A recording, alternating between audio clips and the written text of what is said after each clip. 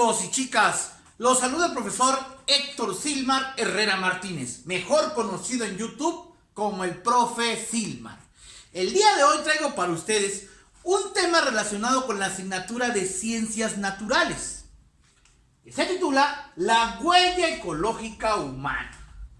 Pues bien, chicos y chicas, este tema, referente, como bien les dije, a Ciencias Naturales, es muy interesante. Porque es interesante y directamente nos responsabiliza a todos los seres humanos de la situación que estamos viviendo hoy en día, con respecto a la famosa huella ecológica humana. Como siempre, iniciaremos nuestro tema con un pequeño concepto que nos dará la directriz para continuar con él. Pues bien, ustedes se preguntarán, ¿qué es la huella ecológica humana? Todos sabemos bien el concepto de una huella y lo podemos relacionar directamente con ecológica y humana.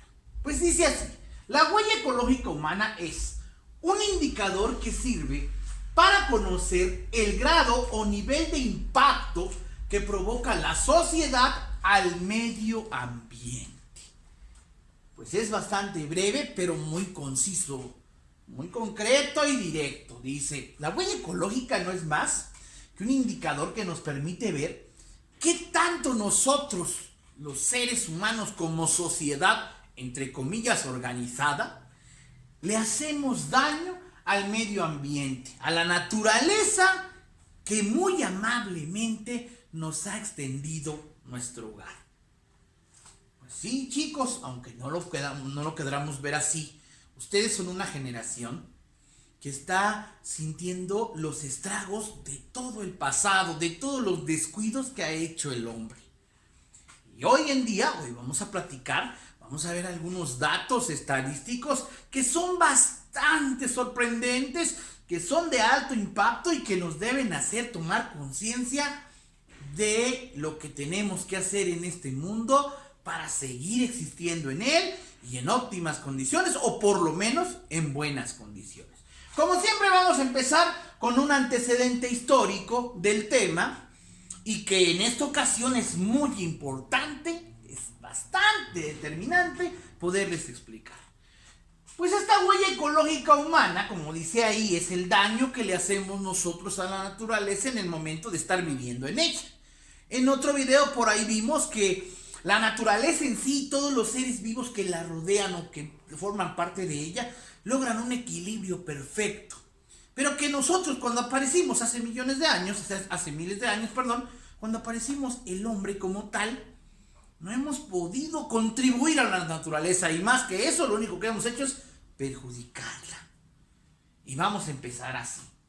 Cuando los primeros hombres aparecieron sobre nuestro planeta Tierra, nuestros antepasados, los famosos homínidos, sabemos que tenían la característica de ser nómadas. Obviamente también al aparecer, que aún no podemos comprobar, Charles Darwin fue quien más se acercó diciendo que descendemos del mono, que una evolución hizo que llegásemos al estado en el que estamos ahora.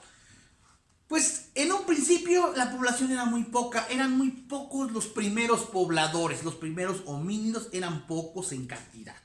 Y tenían una característica muy particular, eran nómadas. Al ser nómadas, se mantenían de un lugar a otro constantemente, tomaban su alimento. Recuerden que el ser humano actúa por razonamiento, pero en aquellos tiempos más era como una actuación por instinto como el resto de los animales.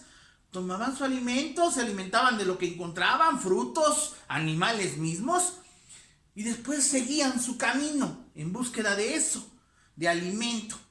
Entonces, en este caso, ellos no daban un fuerte impacto a la tierra, es decir, la naturaleza tenía suficientes elementos y recursos para mantener a esos primeros pobladores. 3 se dice que son los momentos que han generado el más grande impacto a la naturaleza por parte del ser humano. El primer momento determinante se dice que fue el descubrimiento de la agricultura, que se dio hace 10,000 años antes de Cristo. ¿Esto qué quiere decir? Recordemos que cuando el hombre descubre la agricultura, y ahí por ahí en un tema de historia que tengo en la cajita de notificaciones de los videos, ustedes van a poder ver cómo descubre esa agricultura.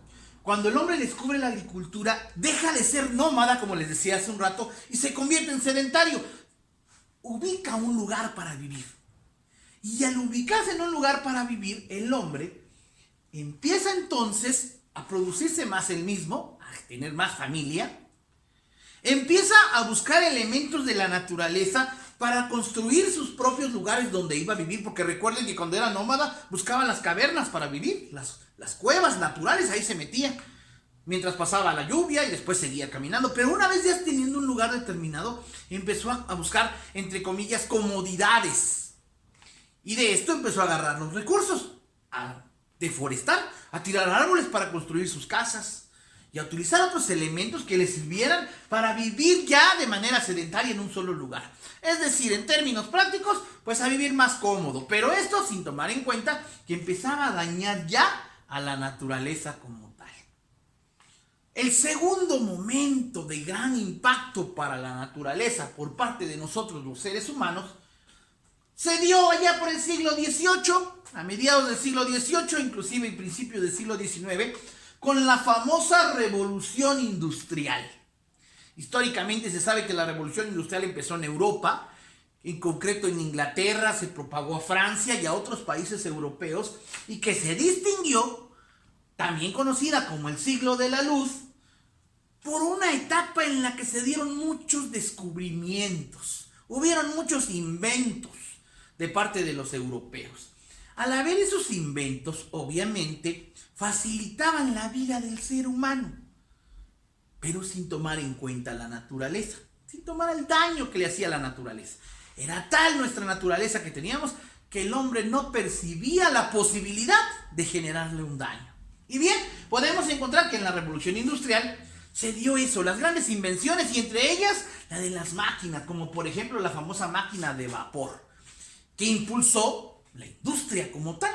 Empezaron ya no a hacerse los productos de manera artesanal como se hacían antes del siglo XVIII, con los artesanos, con las personas que hacían los oficios, los carpinteros y todo eso. Se empezaron entonces a poder producir, a hacer más productos, por eso es una producción a millares. Es decir, en lugar de construir, de hacer un producto, ya podían hacer miles de productos. ¿Cómo? Gracias a la máquina de vapor. Pero recuerden que la máquina de vapor, al igual que el empleo del carbón para su combustión, genera contaminación al medio ambiente. Eso el hombre en un principio no lo percibió, pero sí le generó problemas. Otro invento que indudablemente también, aunque no es de ese siglo, fue antes, pero que tuvo su esplendor en este siglo, fue la imprenta. Sabemos que quien inventó la imprenta fue este señor Juan Gutenberg, un alemán. Al inventar la imprenta, se logra entonces la producción en millares de libros. Y recuerden que para producir libros se necesitan hojas, y en ese caso las hojas se derivan de los árboles. Pues empezó la tala de árboles para producir muchas hojas, porque se necesitaban para imprimir muchos libros. La gente se iba más hacia el avance tecnológico, hacia el avance, llamémosle científico, a poder leer, a poder tener libros en casa, a poder tener ya una biblioteca en casa, que antes del siglo XVIII solo era exclusiva de la realeza, de los grandes, de las personas de mucho dinero, pues era exclusivo. Ya con el siglo, la Revolución Industrial, el siglo de la luz, ya mucha gente de la clase media empezó a tener sus propias bibliotecas. Muy bonitas se veían, pero no nos dábamos cuenta del impacto que le estábamos generando a la naturaleza. También, en este momento, con la máquina de vapor, se pudo crear la locomotora, hacer funcionar al famoso ferrocarril, que sirvió para transportar esos productos que ahora ya producían en miles. Y entonces la gente, muy ilusionada, recuerden que cuando, hablando en términos de empresas empresariales, cuando hay mayor producción, el costo es menor para el cliente. Entonces la gente muy contenta empezó a comprar sus productos. Productos que después nos daremos cuenta que en su momento tal vez no eran necesarios como ahora, pero ya se vuelven básicos por el simple hecho de estar frente de nosotros, y nosotros le creamos una supuesta necesidad de dicho producto. Este fue el segundo momento de impacto a la naturaleza por parte de la sociedad humana, por los hombres. El tercer impacto que fue también fulminante y que sigue siendo fulminante para nuestro planeta Tierra, es la famosa revolución de la información. Alguien va a decir, yo nunca había escuchado la revolución de la información como un tema histórico. Pues como tal no está. Se determina como revolución de la información a lo que hoy vivimos. Siglo XX y siglo XXI. La famosa revolución de la información basada en el Internet, en los medios de comunicación. Recuerden que el Internet ha hecho que la información fluya más rápido. Y por qué no decirlo, la información comercial también. Las posibles ventas, los productos, ya nos conocemos a nivel mundial gracias a esa gran revolución de la información que generó principalmente el Internet. También con esa revolución de la información se vino un avance tecnológico en el que hubieron muchas mejoras en la rama de la medicina. Ustedes van a decir, pues qué bueno, ¿no? O sea, ¿por qué vemos mal el avance de la medicina? Claro que no es malo el avance en la medicina. Lo que provocó el avance en la medicina es que el promedio de vida del ser humano se prolongara. Allá por el siglo XVIII, el promedio de vida de un ser humano era entre los 55 y 50 años y fallecían por cualquier enfermedad. Ahora, con el avance médico, las vacunas, los medicamentos han ayudado a prolongar nuestra vida a un grado de vivir hasta los como un promedio de vida mundial de 78 años. Lo que significa para nosotros muy bueno porque queremos seguir viviendo. Pero para nuestro planeta que nos está cargando y que en sus hombros está cargando, vamos a ver más adelante, todo lo que le exigimos nosotros, pues es mucho más pesado para él.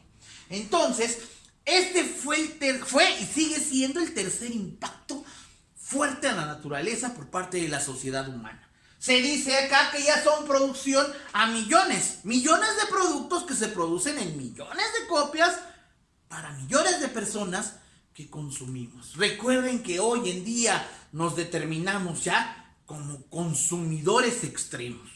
La mayoría de la sociedad occidental principalmente somos consumidores extremos. Consumimos demasiados productos en demasiadas cantidades, tanto hombres como mujeres, que según a nosotros nos facilita la vida, nos alegra la vida, nos enriquece la vida, pero a la naturaleza indudablemente le genera un impacto negativo.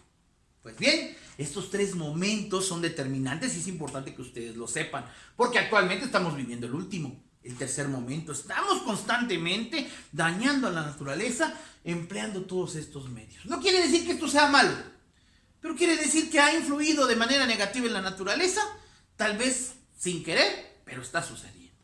Vamos a continuar con el tema y ahora vamos a hablar de unos datos estadísticos que la verdad resultan ser impresionantes, impactantes. Para mí lo fueron, supongo que para ustedes lo será también. Este es un estudio que fue basado en 2007 en la Gran Bretaña, en Inglaterra, pero que se hizo también en otros países del mundo. Un estudio muy extenso para obtener, así va a sonar un poquito chusco o un poquito extraño, pero para obtener todo lo que una persona consumía en el 2007, ojo, pongan atención, no estamos hablando del 2021 actualmente, y ahorita ese estudio fue en el 2007, ya tiene prácticamente, sabemos que tendría 14 años ya, ¿sí? 14 años de que ya se hizo este estudio. Y lo que indica que ahorita aún es mucho mayor el impacto. Y vamos a ir en términos concretos de la situación. Según este estudio realizado en 2007 a nivel mundial, que lo realizó un inglés, tomando en cuenta el promedio de vida de los seres humanos a nivel mundial, que es de 78 años, como dije hace un rato, por el avance en la medicina, estos son unos cuantos datos, pero de impacto, que nos van a hacer, que espero nos hagan reflexionar a ustedes y a todos quienes vean el video, de lo que debemos, de la conciencia ecológica que debemos tomar en cuenta para poder seguir superviviendo aquí y no sobreviviendo, como les he dicho. Supervivir es vivir en condiciones normales, óptimas, y sobrevivir es tratar de vivir. En este caso, ojalá pudiéramos seguir superviviendo, pero más vamos hacia la tendencia de sobrevivir nada más por todos estos datos que ahorita vamos a ver. Vean bien y escuchen.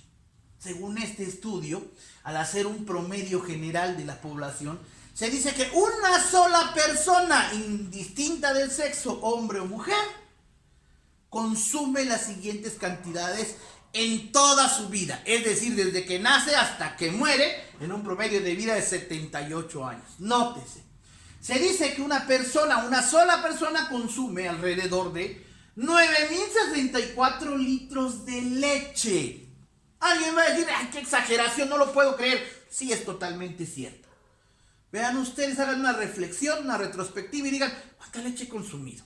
Consumimos mucha leche, inclusive en otros productos derivados de la leche, pero los consumimos. Vean cuántos. Luego nos dice, otra parte que estudió, que 4.283 piezas de pan es lo que consume una sola persona en toda su vida. Otro dato espeluznante o impactante, 13.345 huevos consume una sola persona en toda su vida, desde que nace hasta que muere. Comemos, recuerden esto, aquí estamos hablando de la leche, de los derivados de los animales, y que son importantes para nuestras proteínas, y que casi son necesarios, lo sabemos, pero son indispensables. Dice que un ser humano de esta época, en el 2007, ojo, que ahorita sería más todavía, consumía o consume alrededor de 1.200 pollos en toda su vida. Habrá culturas que a lo mejor digan, no, pero en tal país a lo mejor no comen, bueno, el pollo sí, a nivel general, pero vamos a ir, por ejemplo, a las vacas. Dice que un ser humano, en este estudio se pudo descubrir que una sola persona, como ustedes, como yo, consume en toda su vida el promedio de 4 vacas. Una sola persona, Una sola persona. Alguien va a decir, en la India no pasa eso. Sabemos que por cultura religiosa, en la India no se consume la carne de res. Pero este promedio fue general en el mundo. Quiere decir que en otros países se consume inclusive más. Bueno, luego vemos que 21 ovejas de los derivados de la carne del borrego, 21 borregos nos comemos una sola persona en el mundo. Desde que nace hasta que muere, obviamente. 15 cerdos. Esto no nos debe dar mucho impacto porque consumimos demasiados embutidos. La sociedad está inmersa en comer mucho jamón, mucha salchicha por ser una comida, entre comillas, rápida. 15 cerdos consume una sola persona. 5.272 manzanas. Una sola persona en toda su vida. Ya sea en jugo o directamente. Luego vemos 10.866 zanahorias. Estos son nada más aquí unos cuantos datos porque hay muchísimos más. Y por último, 10.000 barras de chocolate. Chocolate como tal o los derivados de él. Esto vemos que es bastante. Oye, ¿qué tanto puede comer una sola persona en toda su vida? Pero vamos más allá. ¿Qué tanto se necesita para producir todo esto? Y es entonces donde las empresas, los países desarrollados, altamente desarrollados económicamente hablando, es donde trabajan a marchas forzadas para poder satisfacer la necesidad. Esto es solo de una persona. Imagínense cuántos millones de personas somos en el mundo. Solo en México somos 130 millones de habitantes. Solo en México.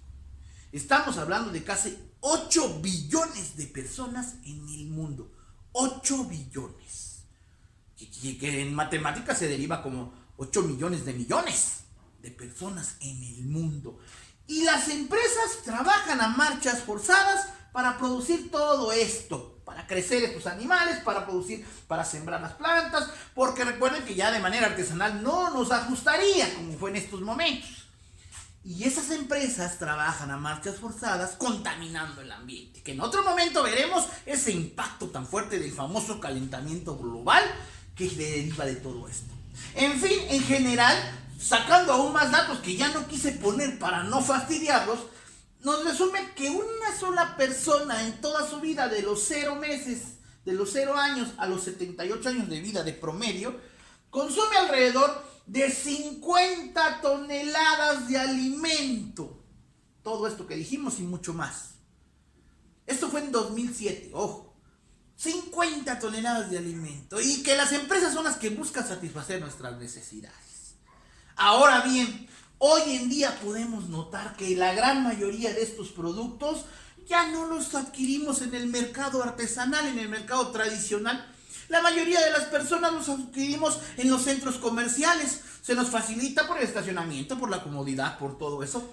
Y eso hace que todos estos productos nos los ofrezcan en empaques de plástico, en empaques de otros materiales, del unicel, por ejemplo, que el unicel es un material tan terrible que se dice que dilata más de 500 años para deshacerse, para desintegrarse. Las bacterias no pueden desintegrar un material sintético como es el unicel. Y eso hace que contamine la tierra y que la tierra se vuelva infértil.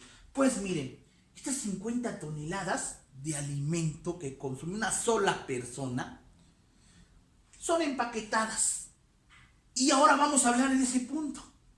Esto es lo que consumimos para nuestro beneficio, para nuestra alimentación, para nuestra supervivencia, ¿verdad? Esto y mucho más. Ahora veamos que por el otro lado también generamos todavía más daño. ¿Cómo? Notamos, y aquí nos da un dato muy interesante, un bebé, desde que nace a los 2 años de vida, que es el promedio en el que emplea el uso de los pañales desechables, consume un solo bebé de la humanidad 3.800 pañales.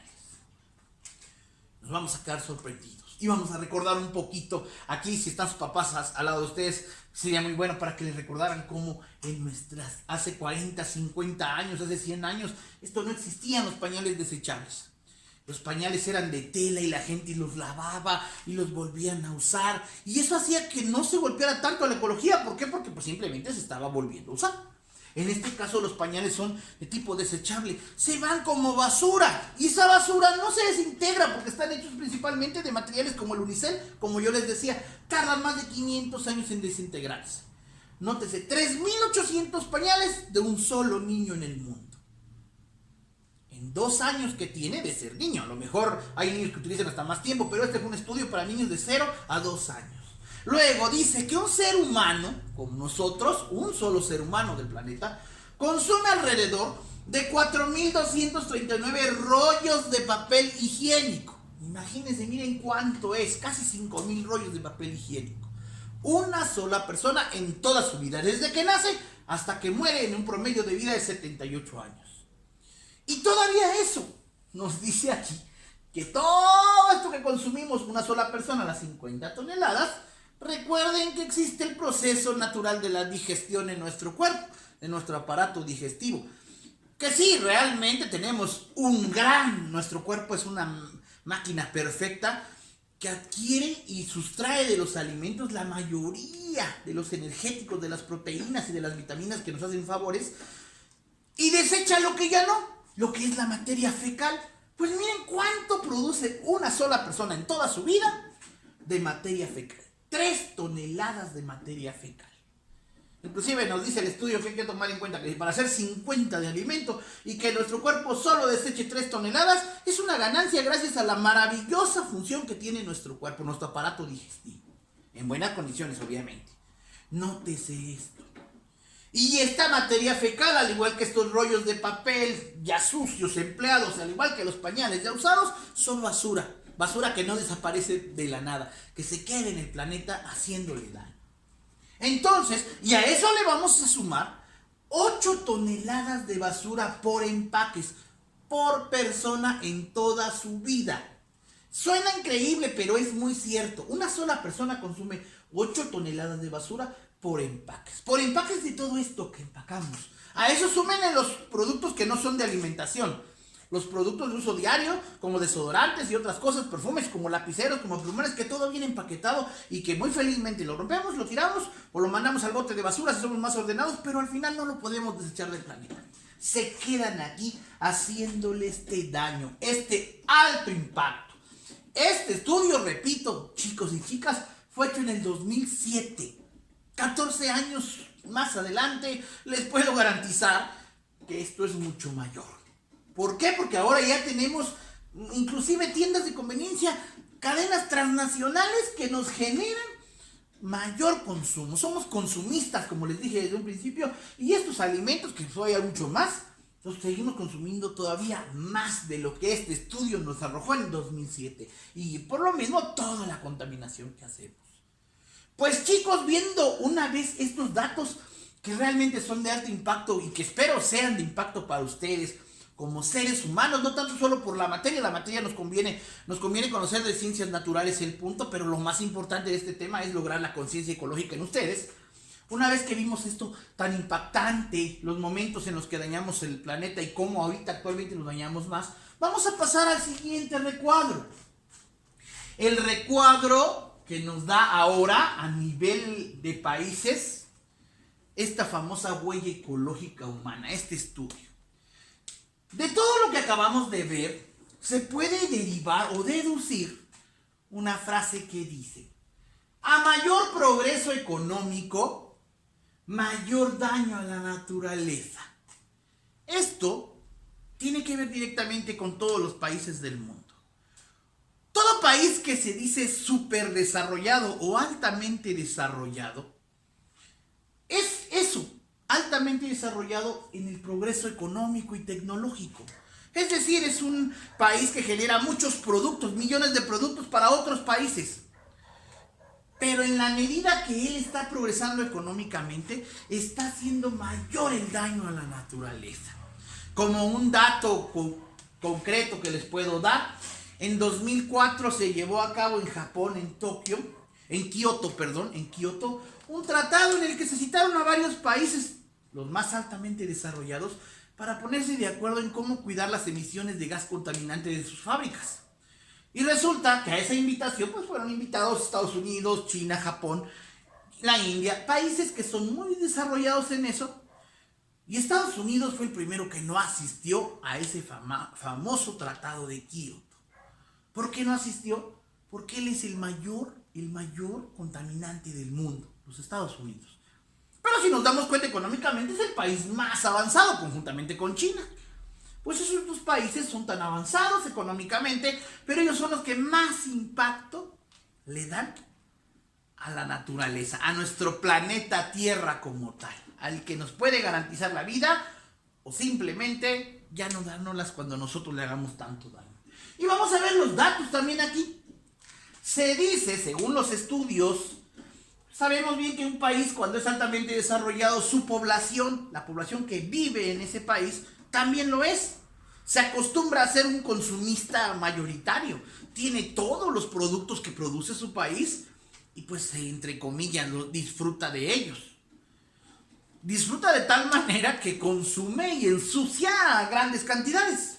Por ejemplo, y esto también es un dato que nos debe impactar.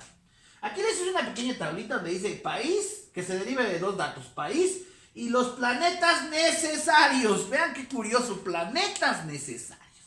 Es decir, nuestro planeta Tierra tiene una extensión territorial considerada. Pues dicen que hay países que si siguen en ese ritmo de vida o que si todo el mundo, el resto de países que están a su alrededor, tuvieran su forma de vida, ya no estuviéramos viviendo aquí. Y aquí está el ejemplo. Dice que si toda la población mundial tuviera el estilo de vida que tienen los ciudadanos de los Estados Unidos de Norteamérica, necesitaríamos de 5 planetas iguales al nuestro con 2/3 más, es decir, casi 6 planetas iguales al nuestro para sobrevivir, no supervivir, para sobrevivir. Es decir, en pocas palabras, ya no existiéramos y todos viviéramos con el estilo de vida de los estadounidenses. ¿Por qué? Pues ellos son tan avanzados que tienen demasiados productos, son consumistas al extremo. En Estados Unidos son consumistas al extremo. Y voy a dar otro dato. Nosotros como mexicanos, fieles a nuestras costumbres, siguiendo las costumbres o las tendencias políticas de querer ser países desarrollados, entre comillas, nos dice que si toda la población mundial tuviera el estilo de vida de nosotros los mexicanos, necesitaríamos más de un planeta Tierra para vivir. En concreto, un planeta más 2/3 de otro. Es decir, casi 2 planetas Tierras para vivir. Quiere decir que no vivimos bien, no tenemos un buen hábito de vida y que si todo el mundo nos siguiera como ejemplo, ya no tuviéramos vida. Y por último les voy a mencionar el país que menos daño le genera a la naturaleza, al planeta Tierra. es Afganistán. Afganistán se dice que si todos los pobladores del mundo tuviéramos un estilo de vida que tienen la población de Afganistán, solo necesitaríamos una quinta parte de nuestro planeta. ¿Esto qué quiere decir? Que estaríamos conservando el estado natural de nuestro planeta y eso nos garantizaría muchos años de vida. Pero bien, van a decir, ¿cómo viven los afganos? Pues ciertamente, los afganos no son un país, Afganistán no es un país altamente desarrollado, sino todo lo contrario. Es un país que ha sido explotado por sus cantidades de recursos minerales que tiene, explotado por otros países y su población obviamente vive en condiciones muy precarias vistas desde nosotros. Es decir, ellos comen lo elemental, no son consumistas, no toman embotellados porque las empresas mismas no llegan. Entonces, ese tipo de vida es el que garantizaría que nuestro planeta existiera más tiempo. Pero, desafortunadamente, la tendencia va de nuestra población mundial hacia estos países, sobre todo a Estados Unidos o a China. Y eso es sin duda garantía de destrucción para nuestro planeta y por lógica para nosotros mismos. Pues bien, una vez que ya vimos estos datos, sobre todo estos estadísticos, es importante hablar, como punto final, las estrategias que han estado tomando otros países para generar conciencia en nosotros. O mejor dicho, estrategias para contrarrestar ese impacto ecológico, para detener un poquito la huella ecológica humana y no dañar mucho. Y de ahí surgen a nivel mundial estas famosas 3R. Muchos de ustedes las conocen, las manejamos, pero a veces también los conceptos los confundimos. Y es muy importante que pongan atención porque las 3Rs de la ecología tienen un orden y hoy les voy a mencionar cómo. La primera R es reducir y que se entiende así, reducir el consumo. Es decir, desde casa nosotros debemos empezar a tomar medidas de austeridad que reduzcan el uso de algunos productos. ¿Por qué? Y de algunos recursos también naturales como el agua. Por ejemplo, si yo mi carro lo lavaba una vez a la semana y lo lavaba tal vez con la manguera, quizás yo tome la decisión de lavarlo cada 15 días y con una cubeta y un trapo para ahorrar agua que me va a servir para otra cosa después. Esta es la primera R, reducir. Esto lo podemos hacer nosotros desde casa. Y lo debemos hacer desde casa para empezar a detener un poco el impacto ecológico, la huella ecológica humana. Segunda R, reusar. Dice aquí, reusar los artículos. El poder volver a usar un artículo. Cuando se dice volver a usar un artículo, puede ser para la misma función que fue creado la primera vez o para otra función. Es decir, si yo me tomé un refresco en un recipiente, en lugar de tirar ese recipiente para generar basura, a lo mejor le hago un cortecito o algo y lo acomodo como una maceta y ahí pongo una planta que me va a dar oxígeno y que me ahorrará comprar la maceta comercial y a la vez no lo mandaré a la basura para no generar estas toneladas de basura. Eso sería reusar. Desde mi casa puedo hacerlo, puedo reusar. A veces es importante eso, el poder volver a usar otro elemento. Si vemos que se puede, lo reusamos también.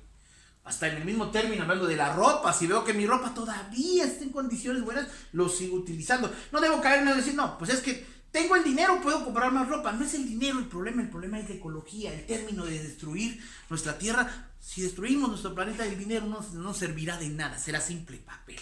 Es importante, reusar. Estas dos cosas, reducir y reusar, las podemos hacer desde casa y las debemos hacer desde casa. Cada miembro de la familia debe aprender a reducir el consumo de las cosas y a reusar los artículos.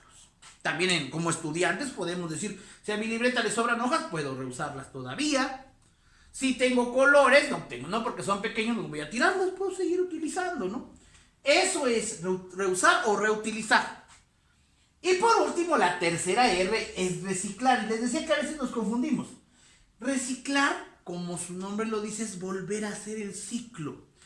Esto no tan fácil lo podemos hacer nosotros desde casa. El proceso de reciclado se hace a nivel empresarial, en grandes cantidades. Cuando nosotros decimos, lo que sí nosotros podemos hacer es separar nuestra basura orgánica e inorgánica, separar los vidrios, separar los plásticos, para que sea más fácil el proceso. Pero en sí el reciclaje lo hacen las empresas. ¿Qué es reciclar? Pues tomar las materias primas, las materias que se usaron por primera vez, volverlas a usar, volverlas a meter al mismo proceso de fábrica para volver a generar el mismo producto. Lo vemos mucho con el aluminio, lo vemos mucho con el PET, que es producto de plástico, en el que no los compran, lo llevan y ya lo procesan de nuevo y lo vuelven a hacer. O el papel, por ejemplo. Sabemos que el papel lo pueden reciclar fácilmente, pero las empresas, no nosotros. Por eso les mencionaba, lleva un orden. Primero hay que reducir, después si ya no puedo reducir más, entonces hay que reusar. Y si ya no puedo reusar más, pues hay que reciclar. Reducir y reusar lo podemos hacer desde casa. Reciclar posiblemente no, solo seleccionar para que reciclen las empresas recicladoras y así contribuyamos también a nuestro medio ambiente. Por último voy a manejarles a que este símbolo, que a lo mejor lo van a encontrar, no tengo el color verde disponible, que siempre lo vemos así, que vemos que está así. Espero poderlo marcar bien. Este símbolo lo encontramos mucho en algunos envases de leche, de refresco y de otros productos. Es el símbolo de las 3R. El poder reducir, reusar y reciclar. Y que es muy importante tenerlo en cuenta, porque si no tomamos cartas en el asunto sobre estas 3Rs, esto que pasó aquí, que está pasando actualmente, estos datos que ya tienen 14 años, que quiere decir que los de ahorita son más espeluznantes, nos llevarán al final a la destrucción humana. Posiblemente no lo veamos nosotros, pero lo podrán vivir nuestros nietos, nuestros bisnietos, y estoy seguro que nadie quiere que eso suceda. Pues bien, chicos, espero les haya gustado el tema. A mí me gusta mucho hablar de ello porque habla sobre la conciencia ecológica, que espero que también se las despierten ustedes, a quienes no la tengan todavía. Quienes las tengan, sigan promocionando esa conciencia ecológica. Y bien, chicos, si les gustó el video, recuerden darle like, suscribirse a mi canal y activar la campanita para que YouTube les informe cuando yo suba un nuevo video de tipo educativo, que estoy seguro va a formar parte de su acervo cultural. Hasta luego, chicos y chicas, y cuídense mucho.